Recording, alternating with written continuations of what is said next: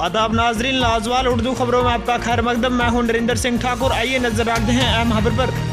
अमरनाथ यात्रा 2019 का पहला काफिला बम बम बोले के नारों के बीच आज सुबह पहलगाम के ननवन बेस कैंप से जिला तरक्याती कमिश्नर अनंतनाग खलीद जहांगीर ने हरी झंडी दिखाकर पहले जत्थे को गुफा की तरफ रवाना किया।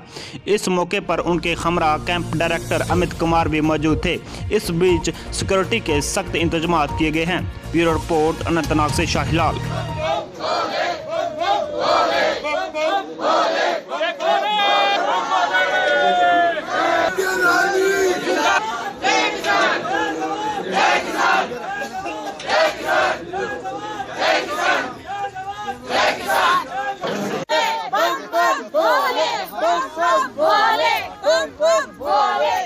कि हम लोग इतनी भोले जी की शरण में जा रहे हैं, उनका आशीर्वाद लेने जा रहे हैं। हर साल आते हैं, इस साल फिर आने वाले सालों में भी आएंगे। तो क्या ऐसा फील हो रहा है कि हम लोग इतनी अच्छी वादियों का नज़ारा देखने को मिल रहा है, भोले जी की दर्शन करने। लाजवाल उर्दू न्यूज़ यूट्यूब चैनल को सब्सक्राइब जरूर करें और बेल आइकन पर क्लिक करें। बेल आइकन पर क्लिक करने से आपको ताज़ा तरीन खबरों की फौरी जानकारी मिलेगी।